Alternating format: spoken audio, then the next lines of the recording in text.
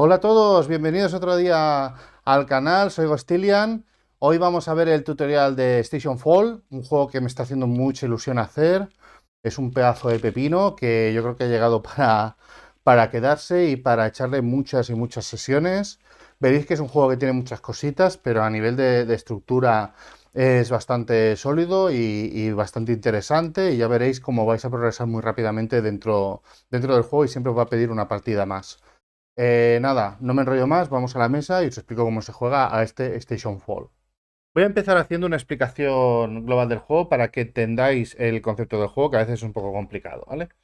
El juego consiste en que la estación espacial va a caer, va a quedar destruida cuando entre en la atmósfera y nosotros tenemos que llevar a cabo una conspiración. La conspiración básicamente cada personaje tiene una y aquí veis en qué consiste. Básicamente es el objetivo, ¿vale? La conspiración, los puntos de victoria que vamos a tener que conseguir para intentar ganar la partida. Entonces, se nos van a repartir dos cartas de identidad y vamos a tener normalmente 12 personajes, pero esto va a variar en función del número de jugadores. Se van a repartir dos cartas de identidad a cada jugador y cada jugador va a elegir en secreto cuál es su personaje y cuál es el personaje de bonificación. Aquí le daremos la vuelta, puesto que solamente ya nos interesará esto de aquí arriba. El nombre del personaje y si tenemos que lograr que llegue a la Tierra o si sale una estrella tachada, pues si tenemos que conseguir inhabilitarlo, ¿vale? Bajarlo. Entonces, cuando sepamos nuestro personaje ya sabemos cuál es nuestro objetivo. El objetivo lo tenemos duplicado, lo tenemos tanto aquí en la carta de personaje como en la carta de objetivo, para que no tengamos que andar mirándola. Entonces, ¿cuál es el rollo? Todos los personajes que estén encima de la mesa y no estén revelados, o sea, que no tengan esta ficha encima, se consideran a efectos de reglas y de juego personajes no jugadores. En el momento que decíamos revelarnos, en el caso del astro chimpancé, pues colocaremos aquí la ficha y ya se consideraría un PJ, es decir, un personaje jugador. Es importante que hagamos esta distinción. Entonces, el juego básicamente va a consistir en lo siguiente. Vamos a tener cuatro fases. La primera que nos da la posibilidad de revelarnos una vez por partida. La segunda va a ser colocar puntos de influencia, que va a representar cómo convencemos a los personajes de que participen de nuestra conspiración. La siguiente fase va a consistir en activar uno de nuestros conspiradores. Esto va a llevar a que vamos a hacer acciones con ese conspirador o podemos también hacer otro tipo de acción que es para recuperar cubos, lo explicaré más adelante. Y finalmente resolver, que es resolver todos aquellos efectos que son al final del turno del jugador. Entonces, ¿cómo va esto? Si yo coloco cubos en este personaje y yo tengo la mayor cantidad de cubos o estoy empatado con el que tiene más cubos, ¿vale? O sea, siempre que yo no tenga menos cubos que otro jugador, este personaje se considera que es un conspirador mío. ¿Vale? Se podría dar la situación que hubiera otro jugador también con dos cubos, por lo tanto este personaje sería un conspirador de este jugador y de este también, ¿vale? En este caso, por ejemplo, no sería conspirador del jugador azul, puesto que tiene menos cubos que otro jugador. En el momento que yo tengo más cubos, significa que ese personaje es conspirador mío y también significa que lo puedo activar. Puedo utilizar la ficha de activación, la colocaría aquí arriba y podría hacer las dos acciones con el personaje si no estuviera agotado. En el caso de que estuviera agotado por otro jugador o por mí mismo, si vuelvo a hacer la acción otra vez con el mismo personaje, solamente podría hacer una de las acciones. No podría hacer dos acciones porque el personaje está agotado y como está cansado, pues no puede hacer tantas acciones de activación. Entonces, bueno, durante la partida, pues iremos y se irán colocando cubos y vamos a tener más opciones de activación. Entonces, en este escenario ahora mismo, tal y como lo he puesto, tenemos dos personajes que están conspirando con el jugador rojo o magenta. Tenemos un personaje que está conspirando con el azul y otro personaje con el negro. Porque tiene aquí un cubo negro. ¿Vale? Entonces, tened en cuenta que el astrochimpancé soy yo. Pero como no estoy revelado, ahora mismo el astrochimpancé lo que está haciendo es ser conspirador del jugador azul. En el momento que yo me revele, yo enseñaré solamente la carta del personaje, colocaré esto aquí y los cubos que sean míos los recuperaré y los que no se irán a la caja de traición del tablero. O sea que en cualquier momento podemos recuperar el control de nuestro personaje, pero ya queda revelado y por lo tanto ya sabrá todo el mundo durante la partida qué es lo que vamos a hacer. Entonces, es importante que tengáis en cuenta que, pese a que yo tenga este personaje y yo tenga estos objetivos, yo puedo cumplir estos objetivos con cualquiera de los personajes que estén disponibles en el juego. El único requisito es que le haya puesto cubos antes para poderlos convertir en conspirador.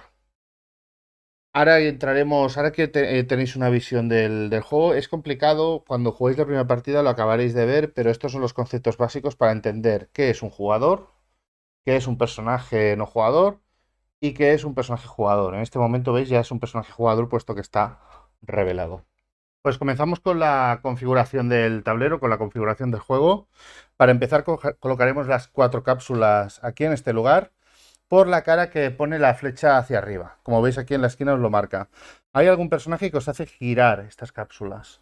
Tenedlo en cuenta. A continuación cogeríamos todos los personajes de juego, los mezclaríamos bien y seleccionaríamos tantos personajes como nos indique la tabla del manual de referencia. En función del número de jugadores, tenemos entre 12 y 20 personajes a la vez. Y también en función del número de jugadores vamos a repartir 3 cartas de identidad en el caso de 2 o 3, o en el resto de casos 2 cartas de identidad. Una vez tengamos los personajes seleccionados, de las cartas de identidad vamos a seleccionar los personajes que nos han aparecido.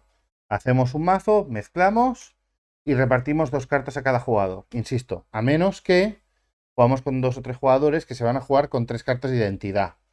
Porque en ese caso se van a jugar con 2 cartas de bonificación al revés y una carta de personaje. Pero solo en el caso que seamos 2 o 3 jugadores.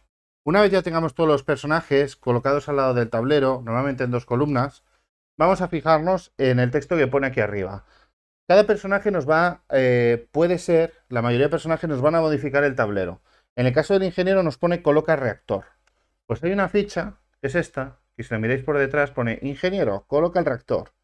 En este caso esto es un globo, pues lo vamos a colocar aquí encima, para sustituir el texto de la sala del reactor. El consejero, por ejemplo, nos hace poner la sala de trituración. Vamos a coger esta tablita y la vamos a colocar en su sitio. En este caso, pues vendría aquí. Además, como viene con un candadito, pues colocaríamos un candado amarillo encima para marcar que está cerrado. Todos los candados verdes que tengáis en el mapa los vais a tener que poner así. Otro ejemplo es la temeraria, para que veáis un par o tres ejemplos diferentes. Que nos dice que pongamos el jetpack en la sala de laboratorio de física, que está aquí abajo. Y así todos los personajes vamos leyendo lo que pone en la parte de arriba para acabar de ajustar el mapa de la estación. Lo siguiente sería colocar los compromateriales, que son estas fichas como de carpetas, que nos viene una por cada personaje. Primero tendríamos que tomar todas las carpetitas con los personajes que están en juego, que coincida el símbolo, descartaríamos todas aquellas que no están en juego, las mezclamos bien y las colocamos de la parte de tablero abajo hacia arriba, una a una, en las casillas que ponga una K de color morado, una carpeta K de color morado. Vamos colocándolas de abajo arriba. Entonces, si llenamos toda la estación, todas las moradas, volvemos a empezar desde abajo, pero esta vez los pondríamos en las carpetas de color verde, ¿vale? Siempre y cuando nos sobren carpetas. Esto sobre todo cuando jugamos con muchos jugadores nos va a pasar. Pues si jugamos con 20 personajes, pues vamos a tener que rellenar también todas las verdes. Pues seguiríamos rellenando el tablero. Cada personaje tiene aquí inicio y una sala. En el caso del ingeniero, pues nos sale el control de la red. Así que colocaríamos el cacharrín del ingeniero por el lado no derribado en control de la red. Esto lo haríamos con todos los personajes. Además, si os fijáis, en cada sala, en algunas salas, pues hay cosas impresas. Los comprometo ya los he explicado, pero bueno, colocaríamos, pues aquí el artefacto, pues lo colocaríamos. Donde tengamos candados verdes, como aquí, pues colocaríamos el candado amarillo para indicar que está cerrado. Aquí, por ejemplo, pues nos sale la antimateria, pues colocamos la antimateria. Y nos pone que inicia con 1 de peligro. Lo colocamos. Y así todo el rato hasta que tengamos todo el tablero con todos los objetos colocados. Pues siguiendo el manual de referencia podéis seguir montando el juego, pero me gustaría explicaros una parte que es especialmente, no complicada, sino que creo que está bien explicarlo, que es Configuramos esto en función del número de jugadores. Estos son los turnos. Cada turno representa un minuto. Y en cada minuto va a jugar uno de los jugadores, ¿vale? Esto va a ser la ronda. Cada ronda, pues en la ronda 9, 8 quedan 8 minutos. Cada jugador juega un turno y cuando llega el primer jugador, ¡pum! Avanzamos este marcador, ¿vale? Que empezará donde nos marque. Si son 8 o 9 jugadores, pues empezará ya en el minuto 10. Y estoy avanzando. ¿Qué pasa? Durante la preparación tenemos que tomar estas 3 fichas, mezclarlas bien, porque 2 fichas son rojas y una es verde. Entonces, cuando colocaremos al azar, sin mirarlo, una de estas fichas aquí, y cuando estemos en el minuto 1, automáticamente le vamos a dar la vuelta a esta ficha de aquí, que va a marcar que podemos abandonar la nave y que se abren todos los candados y tal, pero el abandonar la nave se puede disparar por otros motivos que luego explicaré, ¿vale? En todo caso, cuando acabamos el turno de queda un minuto, vendríamos aquí y giraríamos esta ficha. Si sale rojo, significa que ya se acaba la partida, no hay un turno extra, pero si saliera el verde, pues tendríamos un turno extra más para todos los jugadores. Básicamente aprovecho para explicaros el final del setup para que tengáis eso en cuenta. Son rondas por minuto. En cada ronda, el jugador va a jugar sus 4 fases. Cada vez que acabe el último jugador, comienza el primero en el siguiente minuto. Hasta que lleguemos al final. Cuando lleguemos al final, se acaba la partida y guardamos los puntos. Resumen de lo que son las fases de turno. Lo primero, podemos revelarnos. Cogeríamos esta ficha y la pondríamos encima de nuestro personaje. Esto va a provocar que las habilidades que tenemos aquí, veis que sale como un ojo, todas estas habilidades de aquí quedan activadas. Las que tienen exclamación se ejecutan en el momento de la revelación, las que tienen símbolo de infinito son pasivas y las que tienen una A son habilidades que podemos utilizar como una acción de personaje. Esto sería revelarnos. La segunda fase de nuestro turno sería colocar cubos de influencia. Tenemos 8 cubos de influencia y tenemos que andar con cuidado. Después veréis cuando expliquemos lo de los puntos de victoria por qué.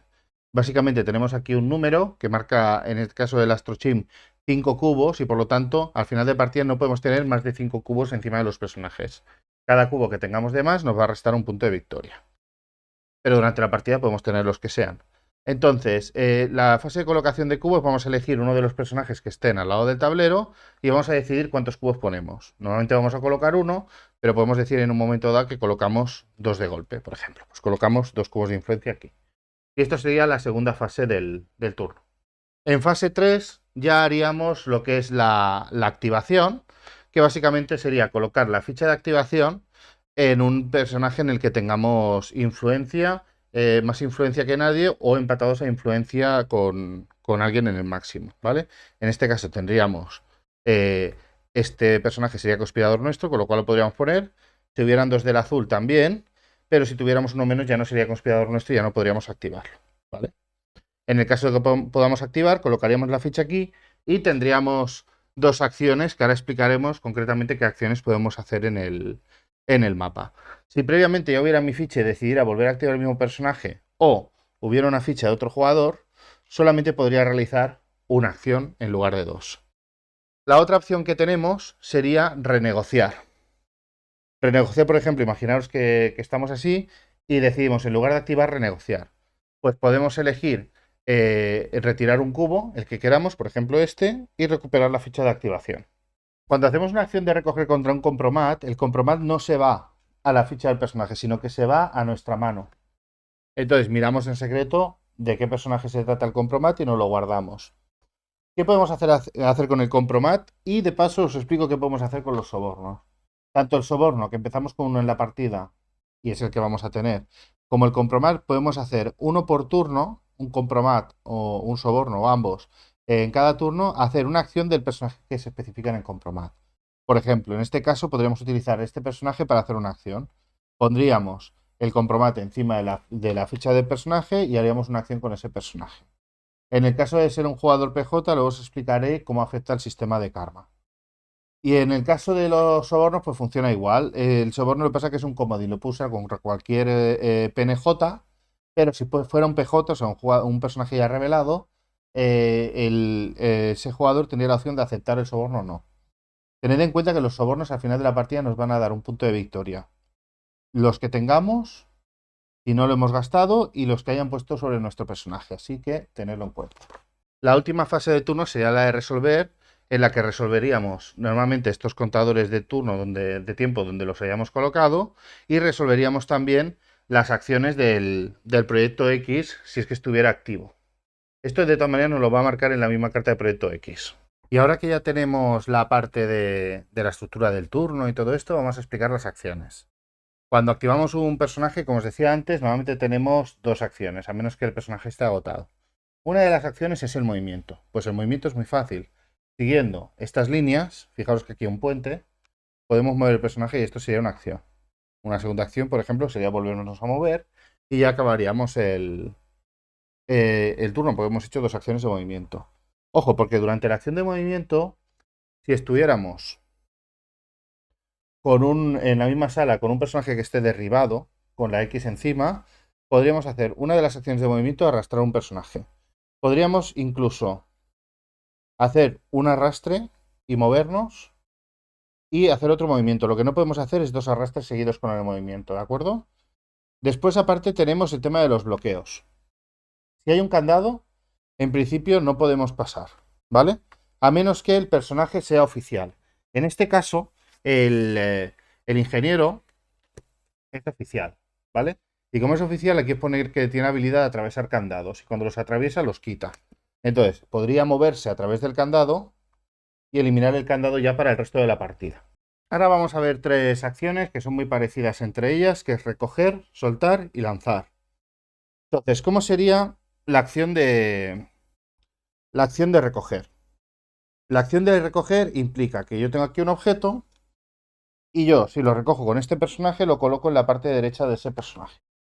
¿Vale? Esto es una acción de recoger. La acción de soltar, pues sería lo contrario. Por ejemplo, está mi personaje aquí, pues suelto el objeto aquí. Esto sería soltar. La acción, tanto la de recoger como la de soltar, podemos hacerlas de forma gratuita, sin gastar una acción, pero solamente una vez por turno. Si queremos recoger en el turno, movernos y soltar, este segundo soltar ya nos cuesta una acción, con lo cual lo podríamos hacer, pero ya habríamos gastado todas las acciones. El recoger gratuito, el movernos una acción y el soltar otra acción. Pero siempre tenemos opción de hacerlo una acción gratuita de recoger o soltar. Después la otra sería lanzar.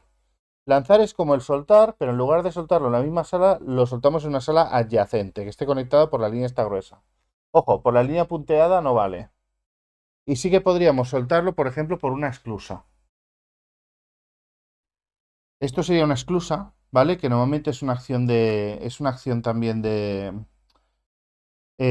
sala, ¿vale? Que básicamente es para entrar y salir al espacio. El espacio viene representado en este juego por esta casilla de aquí arriba, ¿vale? Entonces todo lo que esté en el espacio lo vamos a colocar aquí. Si nos movemos al espacio, pues nos movemos así, utilizando la esclusa de aire, que es prácticamente como un movimiento, o podríamos hacer un lanzamiento que sería como tirar un objeto a través de la esclusa de aire. Entonces lo podríamos tirar aquí fuera. Aprovecho para explicar un tema más de bloqueo de movimiento, que se me había olvidado hace un momento, que es que necesito un casco, en el caso de humanos necesito un casco para salir al espacio. O para entrar en casillas de peligro. Yo, por ejemplo, antes aquí, que os he puesto el ejemplo de quitar el candado, si el ingeniero no tiene el casco no puede entrar aquí, porque representa que queda automáticamente aturdido si no tiene el casco. Entonces tú no puedes hacer ninguna acción de este estilo que acabe aturdido el personaje por el tema de la autoconservación. El concepto de autoconservación es importante. No podemos hacer nada que implique directamente que un personaje quede aturdido con su propia acción, ¿vale? Entonces, tenerlo en cuenta. Si entráis en una casilla de peligro o de incendio, con un humano tiene que ser con casco. Los robots no tienen esa limitación. El casco después tiene un tema de combate que explicaré más tarde. Os explico otra acción que es la de dar, que quizás podría haber explicado con las otras tres. Os pongo los personajes los pongo aquí encima para que los veáis bien claros, ¿vale? Para no tener que andar con el zoom grande y tenerlo fuera, pero esto normalmente va fuera del tablero, ¿vale? Entonces, la acción de dar, por ejemplo, si la ejecuta el ingeniero, que tendría que tenerlo activado con la ficha de activación, ¿vale? Y evidentemente con los cubos de influencia, ¿vale? Pero bueno, se entiende, ¿no? Puede hacer una acción de dar a un personaje que esté en la misma sala. Entonces, por ejemplo, activo el ingeniero y con una acción le doy el casco al apagafuegos.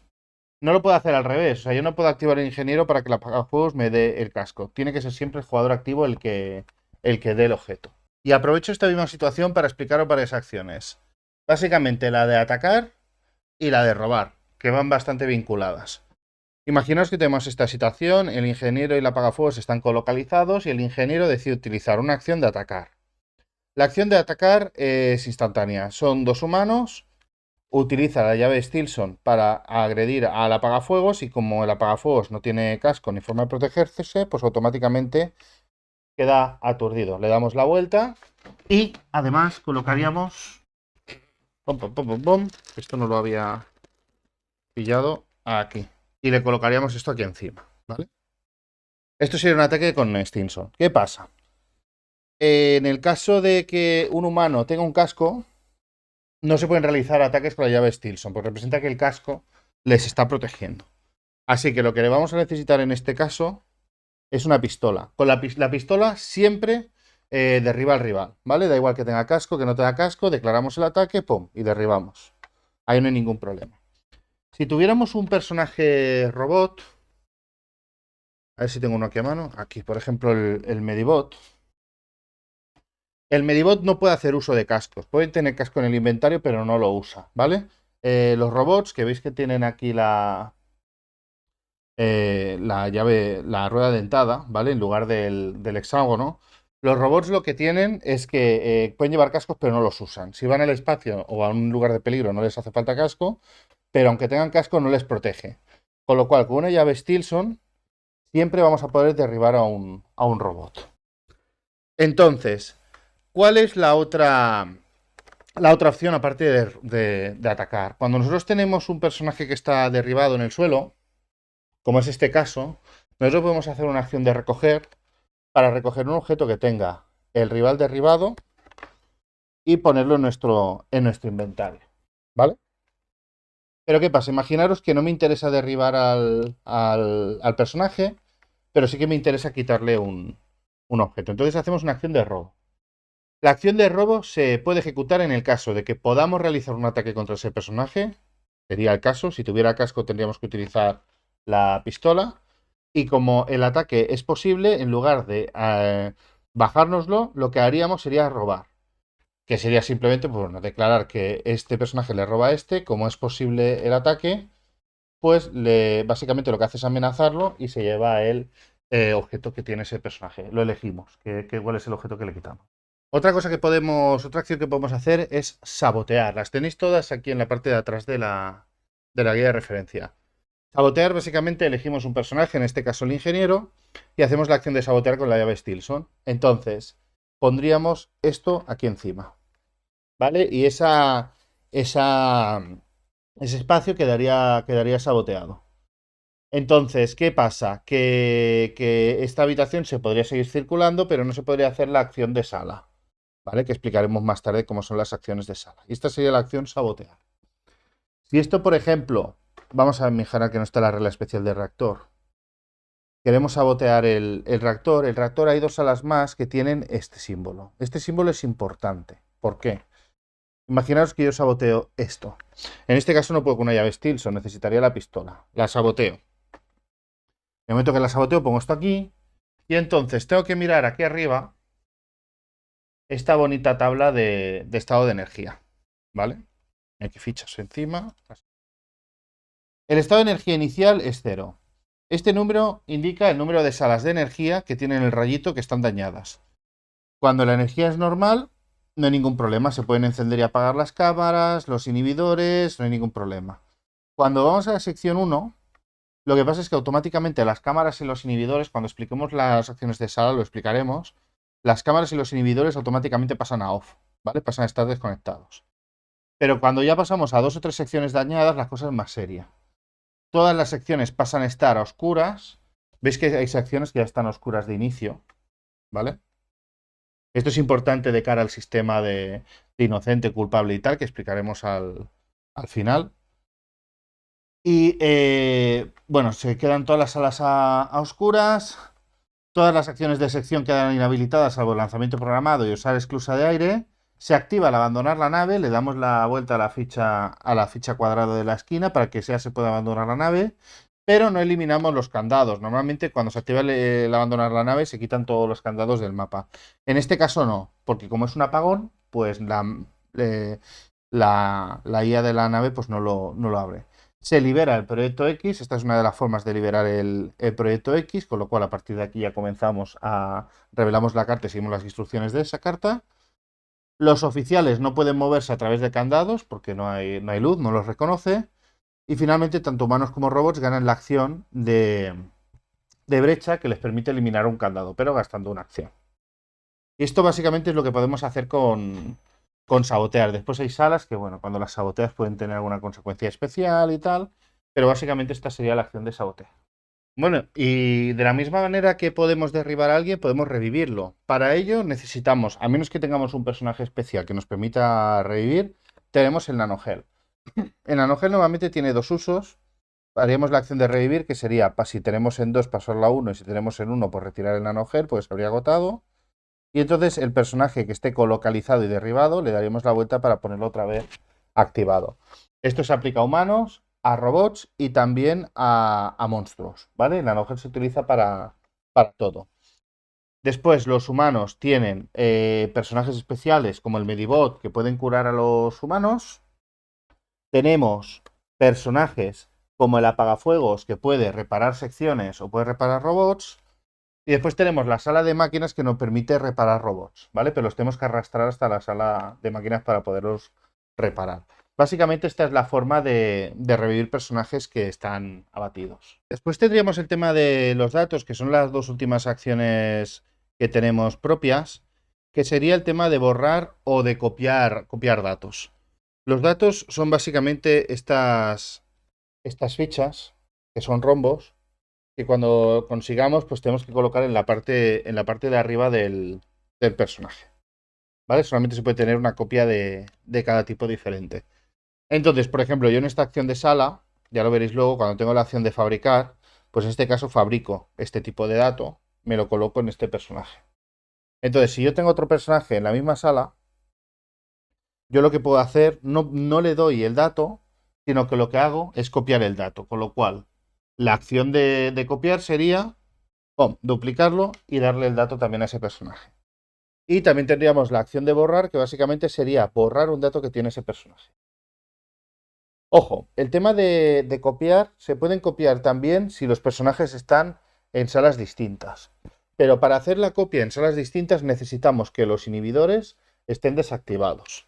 Los inhibidores ya veréis que los podemos activar o desactivar a través de la consola, de la acción de consola. Por ejemplo, en esta estación de seguridad podemos hacer la acción de consola de desactivar los inhibidores. Y veréis que en la parte de abajo a la derecha del tablero tenemos un espacio para marcar al principio de la partida que los inhibidores están activados y cuando se desactiven por una acción de consola, pues se van a poner desactivados. Y entonces los inhibidores lo único que van a hacer es que cuando estén desactivados vamos a poder copiar datos a otros personajes que no estén colocalizados con nosotros. Vamos a ver ahora por encima las acciones de sección. No sé si las voy a leer todas. Como mínimo no leeré las que son específicas de cada personaje, pero vamos a hacer un repaso de lo más importante. Entonces, por ejemplo, tenemos el puente, que tenemos la opción ojo, todas las acciones de puente solamente para oficiales, ¿vale? Veréis que hay personajes que tienen esa característica de color amarillo, ¿vale? Por ejemplo, el consejero aquí pone oficial, entonces puede hacer acciones de oficial. Entonces, ¿qué puede hacer un oficial en el puente? Puede liberar el proyecto X. No lo he explicado, pero durante el setup vamos a elegir un proyecto X y lo vamos a colocar en el tablero, ¿vale? No vamos a saber cuál es. Entonces, aquí con liberar proyecto X lo que hacemos es darle la vuelta a proyecto X y leemos la carta de proyecto X para ejecutar lo que nos ponga y a partir de ese momento pues seguir estas instrucciones que normalmente nos van a perjudicar. Aprovechando que hablo del proyecto X, cuando activemos un personaje que tenga los datos de proyecto X, vamos a poder echar un vistazo a ver qué proyecto X hay antes de activarlo, para saber qué es lo que nos espera, ¿vale? ¿Qué más? Tenemos el activar autodestrucción, que básicamente lo que va a hacer esto es que la antimateria que está contenida en una sala se va a girar y se va a poner en rojo. y vamos a tener que poner un marcador de nuestro color, ¿vale? Por ejemplo, si es el magenta que lo activa, el magenta, en 4 turnos más adelante. En la parte de arriba del mapa, pues si estamos en el turno 8, pues lo vamos a colocar en el turno 4. Entonces, al final de nuestro turno, en el turno 4, como hay un marcador nuestro, lo que va a hacer la antimateria es explotar.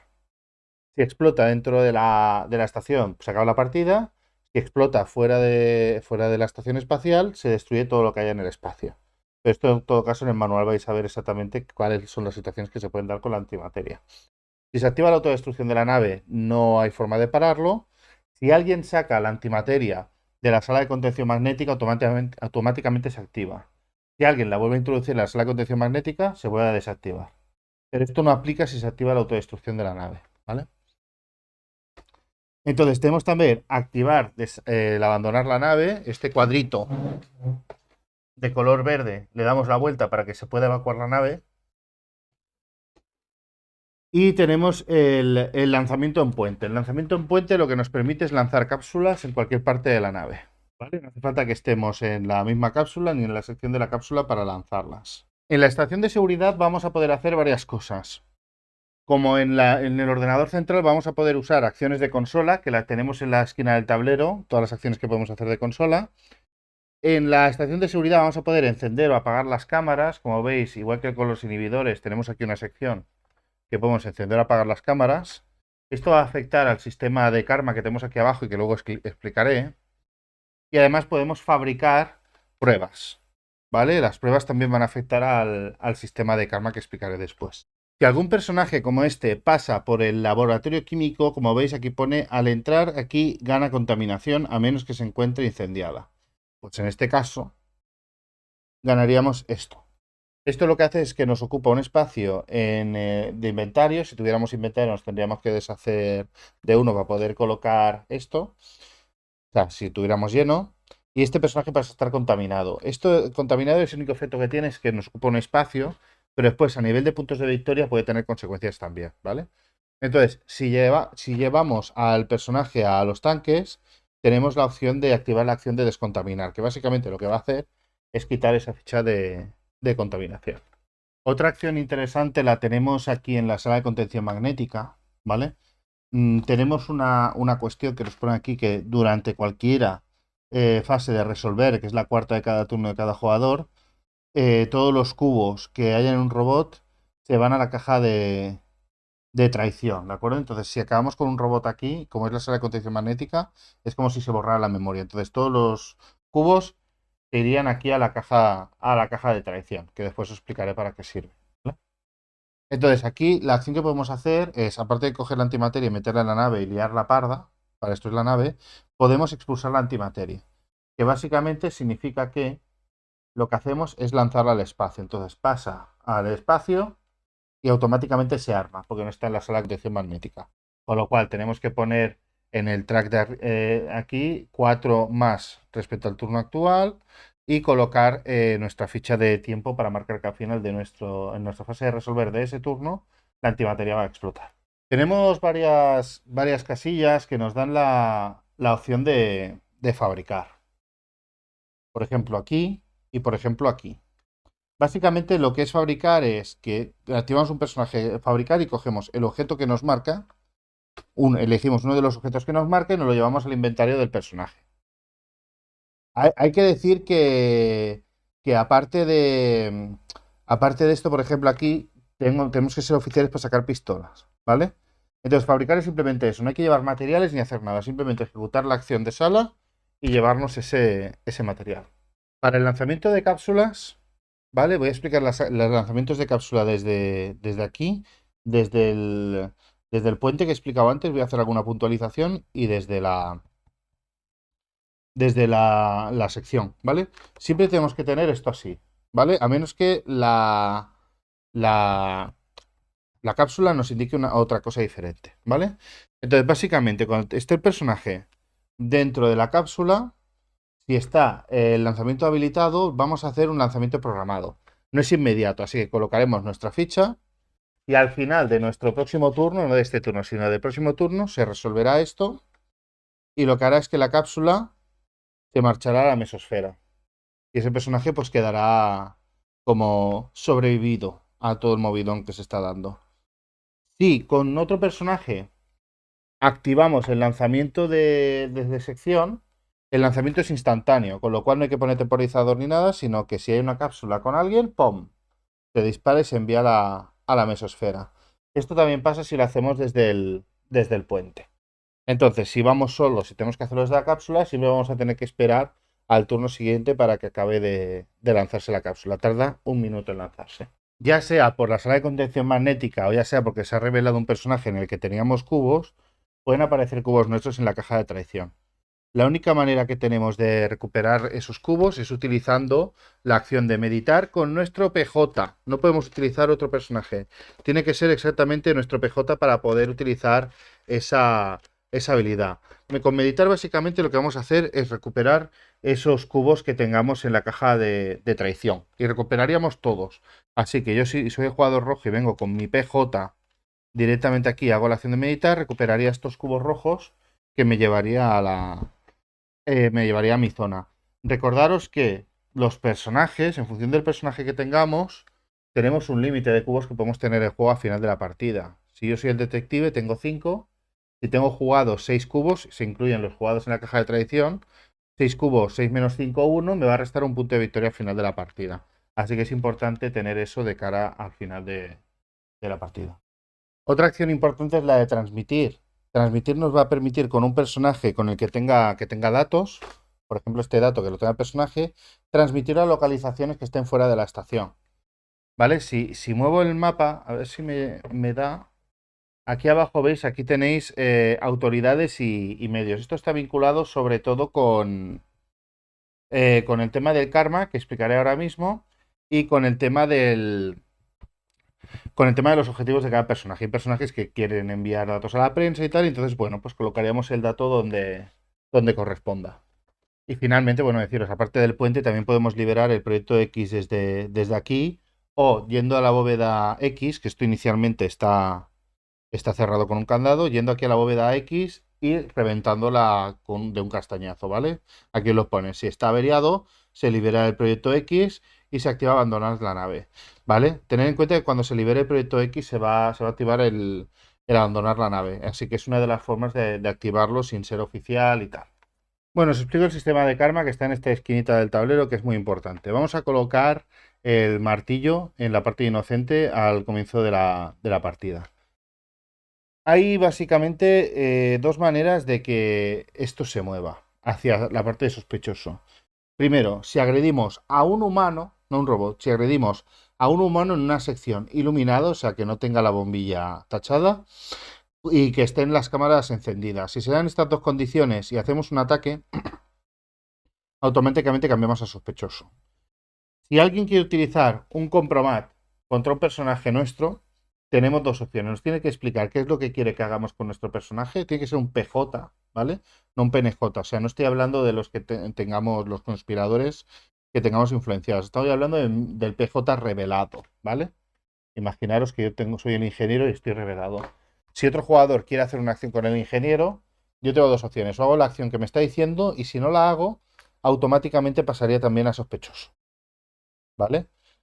En el caso de los sobornos, si hacen un soborno contra un personaje mío, contra mi PJ, puedo aceptarlo o no, porque esto en realidad lo que va a hacer es darme un punto de victoria, no dármelo. Si lo acepto y lo hago, pues me llevaré un punto de victoria, ¿vale?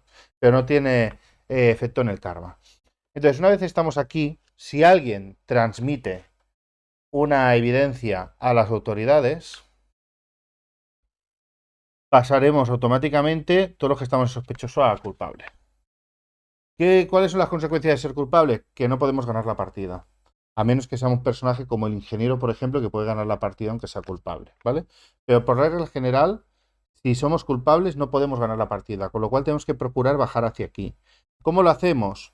Pues tenemos que cargar con con las evidencias en el personaje cuando este personaje escape a la mesosfera en la cápsula.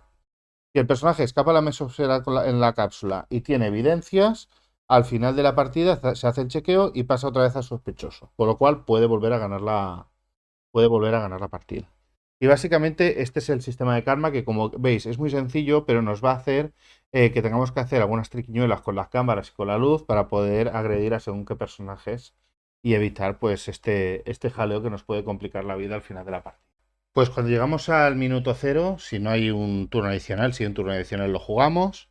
Y cuando acabamos definitivamente la partida o explotar la antimateria, también puede pasar antes, hacemos la fase final de caída de estación.